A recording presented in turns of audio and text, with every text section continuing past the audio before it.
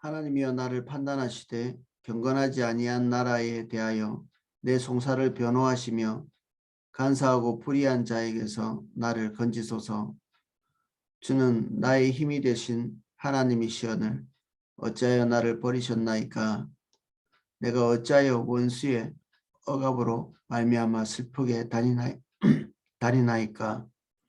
주의 빛과 주의 진리를 보내시어 나를 인도하시고 주의 거룩한 산과 주께서 계시는 곳에 이르게 하소서. 그런즉 내가 하나님의 제단에 나아가 나의 큰 기쁨에 하나님께 이르리이다. 하나님이여 나의 하나님이여 내가 수금으로 주를 찬양하리이다. 내 영혼아 내가 어찌하여 낙심하며 어찌하여 내 속에서 불안해하는가. 너는 하나님께 소망을 두라. 그가 나타나 도우심으로 말미암아 내 하나님을 여전히 찬송하리로다. 아멘. 시편 43편은 42편과 연결되어서 우리가 보면 자연스럽다. 어제 저번 시간에 같이 조금 나눴습니다. 아마도 원래는 하나의 시간이었을까 그런 생각을 하는 학자들이 많습니다. 그런데 이렇게 나누어져서 분리되어 있습니다.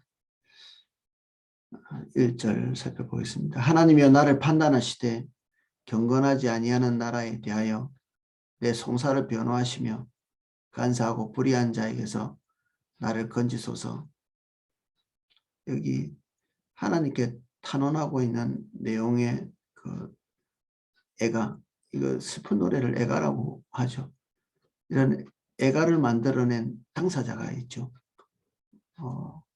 여기 시편 기자를 고통스럽게 만든 존재, 여기는 나라라고 되어 있는데 이건 상대편의 나라든지 이게 포로처럼 자유를 잃고 압박을 당하는 그런 처지든지, 아니면 전쟁을 통해서 압박을 당하든지, 아니면 힘이 없어서 조공을 바치는 그런 상황이든지, 또는 한 개인이든지, 아니면 오늘 우리가 상상해 볼 수 있는 어둠의 나라, 그것이 우리의 삶을 압박해오는 그런 부분이든지, 여기에 경건치 않다라는 말 자체가 조금의 자비도 없는 혹독한, 매정한 그런 의미를 가지고 있는 단어라고 합니다. 경건치 아니하다는 것이.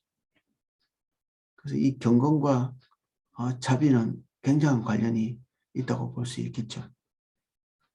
근데 나 자신에 대해서 일말의 긍휼과 자비도 없이 궁지에 몰아붙이는 상황이든지 사람이든지 그런 상대를 향해서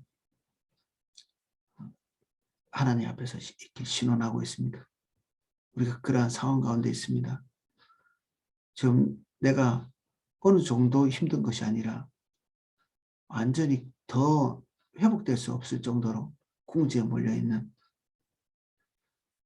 그것이 나에게 일어나도록 만든 어떤 존재에 대해서 하나님께 탄원합니다. 나를 도와주십시오. 내가 완전히 긍휼도 자비도 없는 그런 존재에게 궁지에 몰리고 있습니다. 하나님이 두려운 분도 있습니다. 어떨 때는. 근데 하나님이 가장 자비로우시죠. 정말 혹독한 것은 인간이고, 그리고 국가는 짐승으로 표현될 만큼 성경에는 국가에 대한 어떤 계시가 나올 때 그게 다 짐승으로 표현되거든요. 완전히 그냥 그 본능만 있고 양육강식의 그런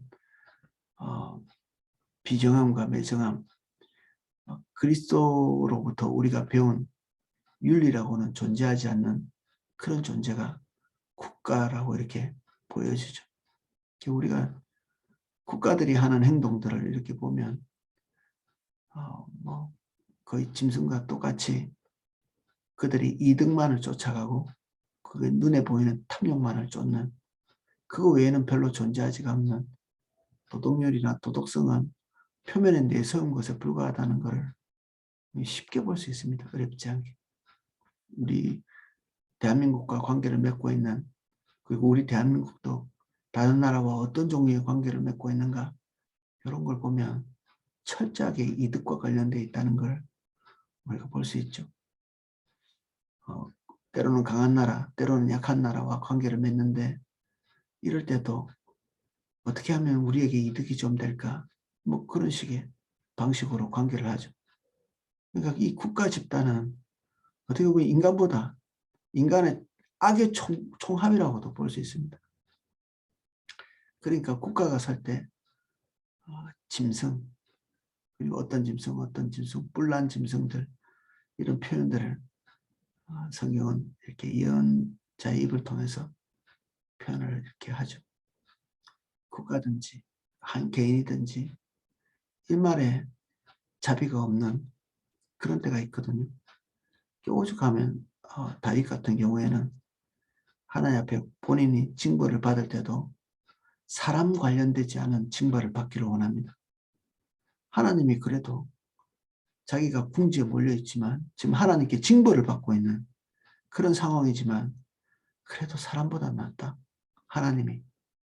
내가 비록 하나님 앞에 범죄해서 하나님께 벌을 받아야 될 상황이지만 그 벌을 받는 그 상황에서도 사람에게 처하는 것보다는 훨씬 하나님께 처하는 게 낫다.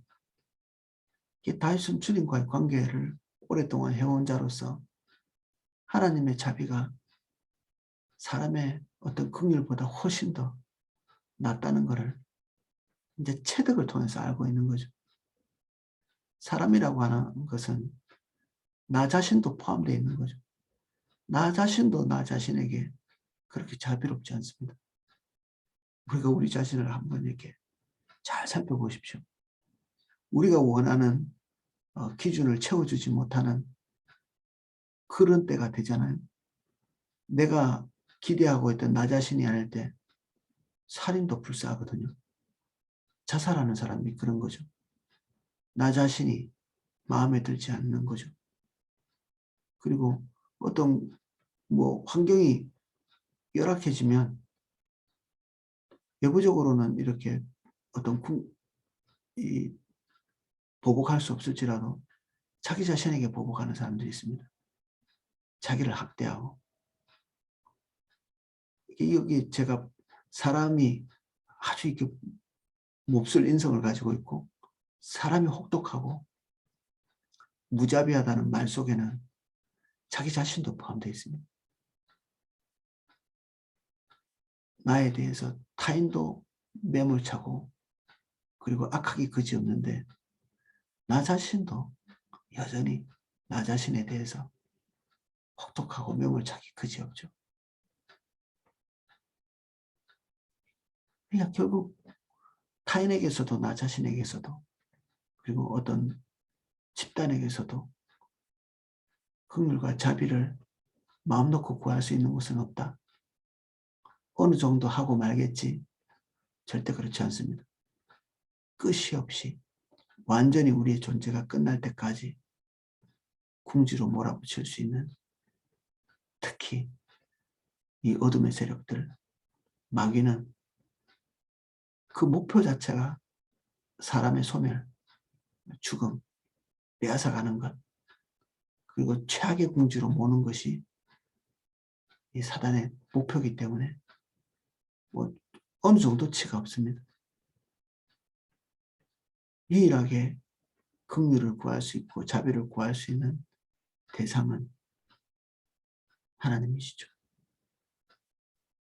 예수 그리스도는 그 긍휼과 자비를 십자가에서 우리에게 증명하셨습니다.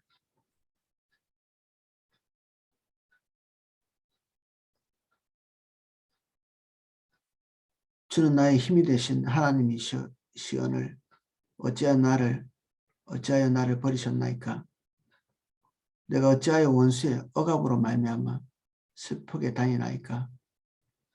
너무나 혹독한 환경에 들어가 있기 때문에 이것을 해석을 어떻게 했냐면 하나님이 나를 버리셨다. 이 버리셨다는 말은 우리 라오디게아 교회에게서 하나님께서 말씀하신 것처럼 네가 차지도 않고 더욱 덮지도 않으면 내가 너를 내 입에서 토하여 내겠다고 말한 극한의 혐오를 나타내는 그런 단어가 이 버린다는 단어거든요.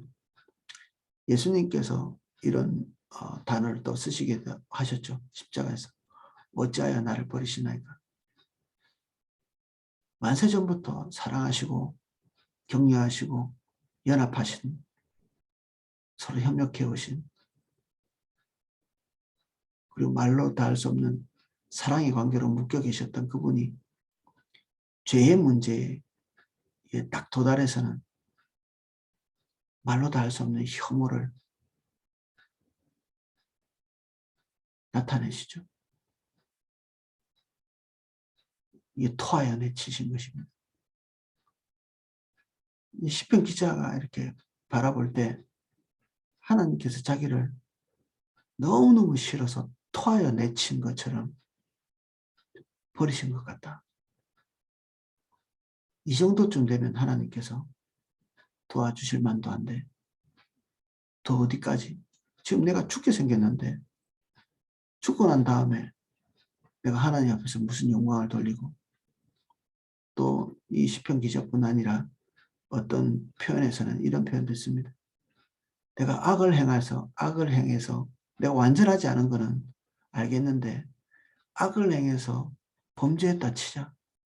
그게 하나님, 크신 하나님과 무슨 상관이 있습니까? 내 이 미약한 내가 조금 뭔가 잘못했다고 할지라도 궁지에 몰리면 인간이 하나님 앞에서 표현할 수 있는 표현이 뭐 한도 없죠. 그냥 어떤 체면도 없고 어떤 종교적인 어떤 예절도 완전히 그냥 바닥에 떨어져 있는, 하나님에 대해서 뻔히 자비롭고 은혜로우시고 노하기를 터디하시고 뭐 그런 교리적인 성품을 알고 있음에도 불구하고, 그분이 우리를 사랑하신다는 것 알고 있음에도 불구하고 나를 토하셨나? 나를 혐오하시나 지금? 왜 궁지에 이렇게 방치하시지? 그런 얘기들을 하는 거죠. 슬프게 다닌다. 어디에서도 장소를 이동한다고, 그리고 또 다른 환경을 찾는다 해도 변하지 않는, 우린 장소만 바꾸고 다니고 환경만 바뀌면 달라질 것 같은데 추적자와 같이 우리를 따라다니는 슬픔, 고독, 그리고 궁지에 몰린 이런 환경, 마치 추적자처럼 따라다니죠.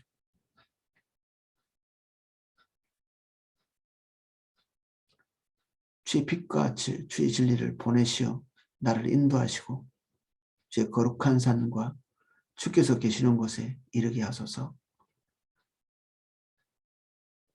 주의 빛, 너무나 어둠 속에 있기 때문에 주의 진리, 너무나 불합리한 곳에 자기가 처해 있기 때문에 주님께 이것을 보내달라고 구하고 있죠. 특별히 빛은 성경에는 그야말로 빛일 수 있지만 또 한면에서는 천사를 나타내는 단어이기도 합니다. 무엇으로 번역해도 상관없지만 하나님의 초월적인 개입을 구하고 있다는 면에서는 동일하죠. 지금 상황은 수평적으로는 해결할 수 없는 것입니다. 누군가 나를 도와줄 자도 없고 내가 타개해 나갈 방법도 없고 지금 나에게 슬픔을 안겨다 주고 있는 그 자가 돌이킨다는 것은 더더욱 생각해 볼 수 없는 그런 처지. 오직 하나님께서 천사를 보내시는 것처럼, 빛을 보내시는 것처럼 그분이 진리를 보내셔서 나의 억울하고 힘들고 궁지에 몰려있고 죽음의 밑바닥에 있는 것 같은 이런 상황에서 나를 건져주시기를 간구합니다. 내가 가고 싶은 곳은 주의 거룩한 산, 주께서 계시는 곳, 주의 성전, 뭐 이런 곳인데 포로기 때는 이건 완전히 상실했었고, 이렇게 가고자 해도 우리 앞에 보면 주의 성전에서 같이 있었던 어떤 존재가 그를 군박하고 압박하는, 그냥 추억만 할 수밖에 없는 그런 상황. 하나님의 임재도 없고 주님과의 친밀한 교제도 어느 때인지 가물가물한,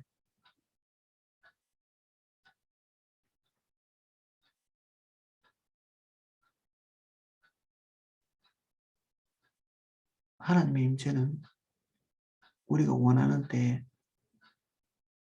주어지는 것이 아니기 때문에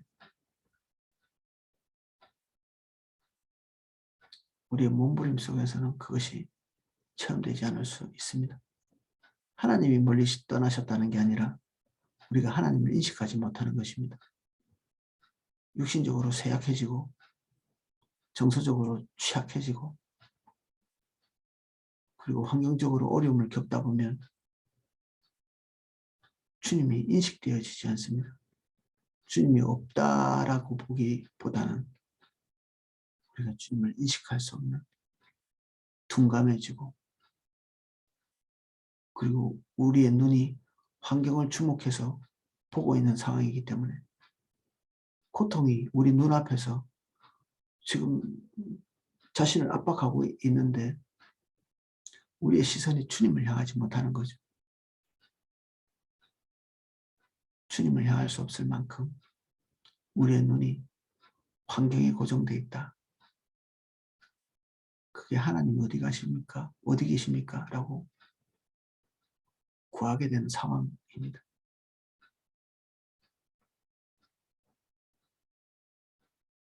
그래서 다시 회복하기를 원하는, 다시 주님 계시는 곳에 하나님의 임재를 회복하기를 원하는, 실제 상황은 주님이 안 계시다는 게 아니라 주님을 인지하지 못하는 상황입니다.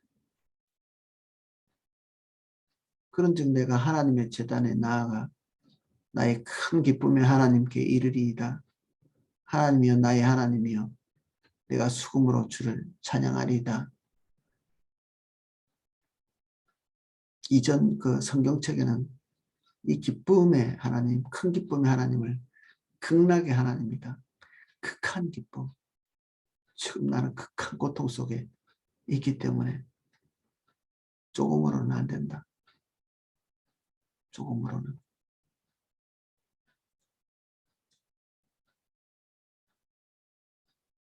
주님이 오셔서 극한 기쁨의 하나님으로 우리에게 응답해 주시도록, 그만큼 고통에 사무쳐 있는 거죠. 시편 기자가. 내 영혼아 어찌하여 낙심하며 어찌하여 내 속에서 불안해하는가. 이건 하나님께 하고 있는 게 아니라 자기 자신에게 하고 있는 말이죠. 자기 성찰, 자기 관찰, 자기가 자기 밖에서 자기를 쳐다보는, 이게 자기 초월성이거든요. 하나님도 자기 자신을 평가하시는 자기 초월성을 가지고 있죠. 자기가 하신 일을 평가하시고 그리고 그것을 좋아하시기도 하고 기뻐하시기도 하고, 자기가 하고 있는 계획을 자기가 자기 밖에서 이렇게 쳐다보시기도 하고, 우리도 우리 자신을 우리 밖에서 쳐다보는 자기 초월성을 가지고 있습니다. 환경에 매몰되어서 주님을 보지 못하고 있는 자기 자신을 자기가 자기 밖에서 쳐다보는 거죠. 불안해하고 고통스러워하고 환경에 완전히 그 시선이 고정되어서 뭐 딴 데를 쳐다볼 수 있는 여지가 없는 그런 자기 자신을 자기가 자기 밖에서 이렇게 쳐다보고 있는, 우리에게 이것이 필요합니다.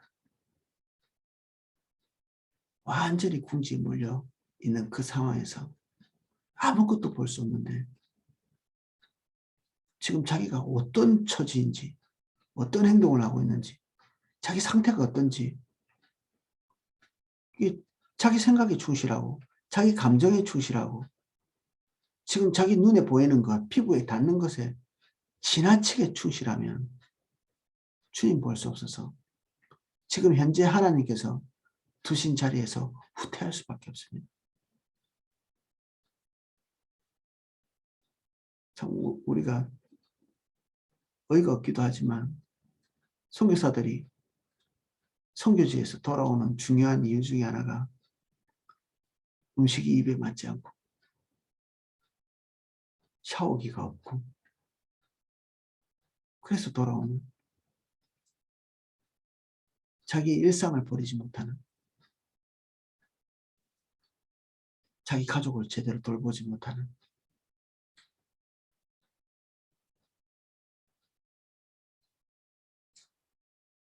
우리 피부에 닿는 것도 극복하지 못하는 우리 존재가 그렇죠.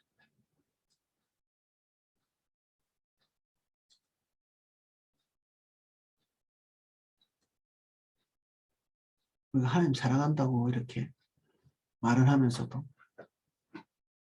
보일러만 고장나도 어떤 한 분 저한테 고백하시기를 겨울에 보일러가 고장나서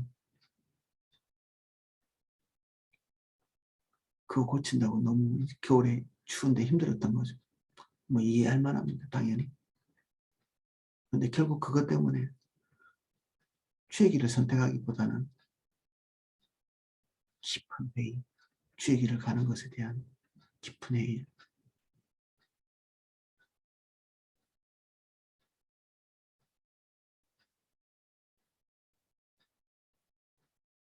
못 먹고 못 입고 춥고 불편하고 그리고 육신적으로 고단하고 이런 것 때문에 더 고차원적인 것이 아니라 그래서 우리의 사랑은 쉬 없어지는 안개와도 같다. 하나님께서 우리의 인해 우리가 하나님을 사랑하는 그 우리의 사랑을 평가하시기를 완전히 정말 하나님을 사랑하는 것 같이 짙은 안개처럼 온 세상을 덮을 만큼 주님 사랑하는 것 같이 보이지만 해만 뜨면 사라지는 안개와도 같이 흔적도 없이 사라지는 안개와도 같이 우리가 가지고 있는 하나님에 대한 사랑과 하나님에 대한 인애가 그렇다. 주님이 우리를 평가하실 때 그렇죠.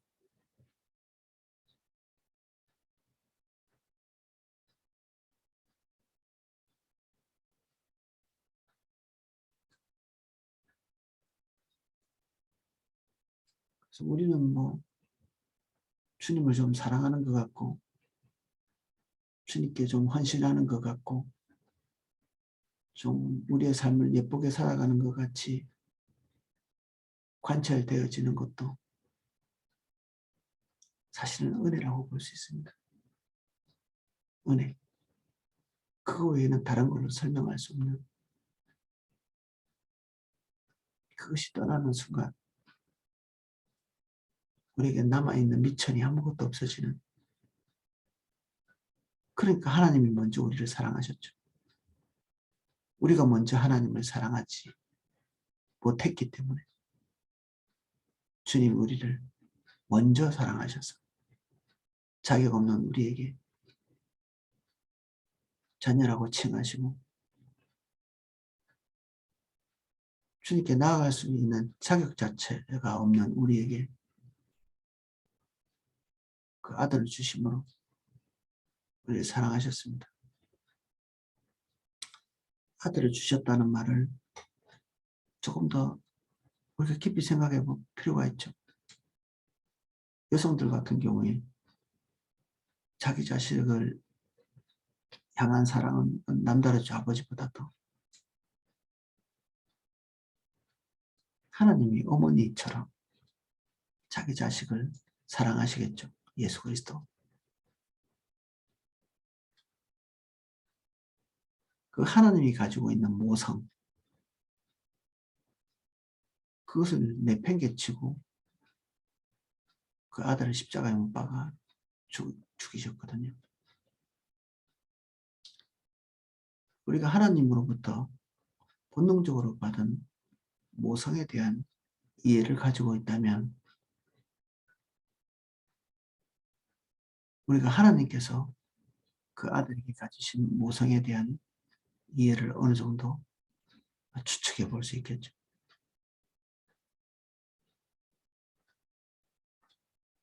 우리 것은 가짜입니다. 하나님이 주신 거고 모든 동물의 세계가 다 가지고 있는 그 본능적인 애착, 하나님이 주신 거죠. 근데 하나님은 그 모든 것을 극복하시고 우리를 사랑하신 그 사랑을 십자가에서 증명하셨죠.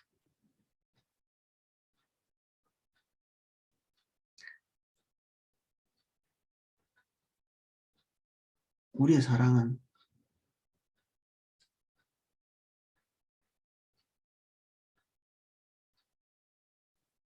주님의 사랑에 기생하고 있다. 반응에 불과하다. 항상 환경 때문에 불안해하고 두려워하고 답답. 그래서 다시 이렇게 그냥 파묻혀지는, 우리 자신을 객관화하는 시간이 좀 필요합니다. 거기서 나오기 위해서. 자식에 대한 염려, 자기 자신에 대한 염려, 반복해서 거두어지지 않는 그 혹독한 환경 또는 사람, 거기서 눈을 떼서 주님 보기 위해서는 먼저 기도 전에 자기 자신이 지금 어떤 상태인가 그거 볼 필요가 있죠.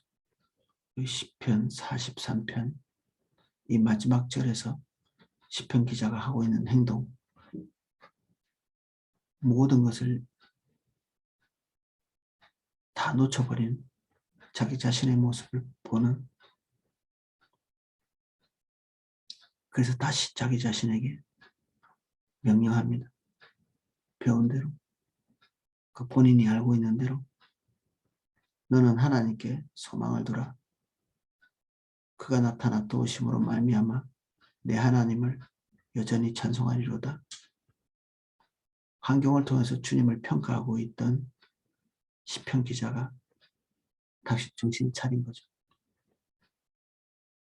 내가 하나님을 통해서 다시 환경을 봐야지. 내가 지금 환경에 매몰되어 있구나.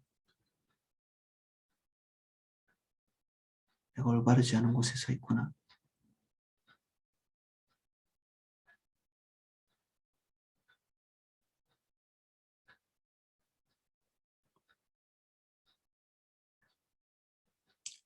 오늘 여기까지 살펴보겠습니다.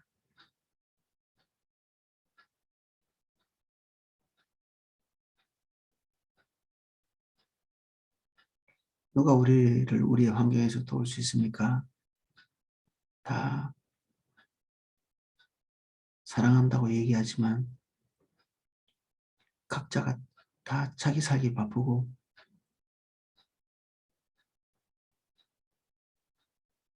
우리가 궁지에 몰려있는 것을 알 자도 없고 안다 할지라도 구할 여력이 없으면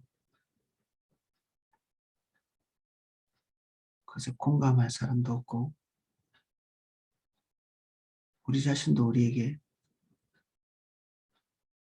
더 이상 도움이 되지 못하는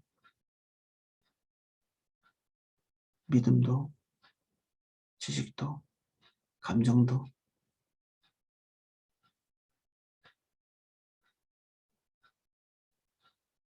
주님이 기대하시는 자리에 있지 못한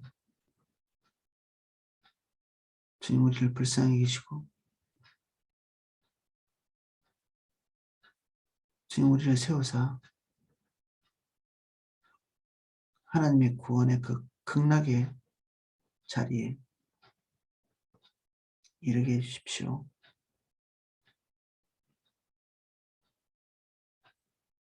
우리가 주님을 다시 볼 수 있도록 은혜 주십시오. 환경을 통해서 주님을 해석하려고 시도했던 모든 시도들을 단념하고 주의 크신 사랑을 통해서 우리의 처지를 해석할 수 있게 해주십시오.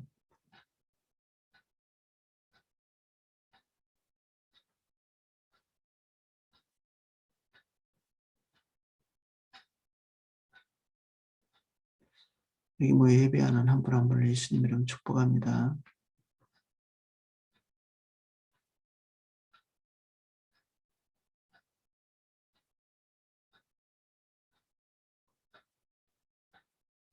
삶의 모든 두려움들을 제해 주십시오. 생의 기쁨을 회복시켜 주십시오.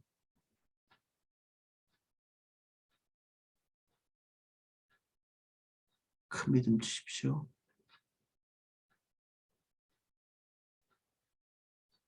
예수님의 이름으로 기도합니다. 아멘.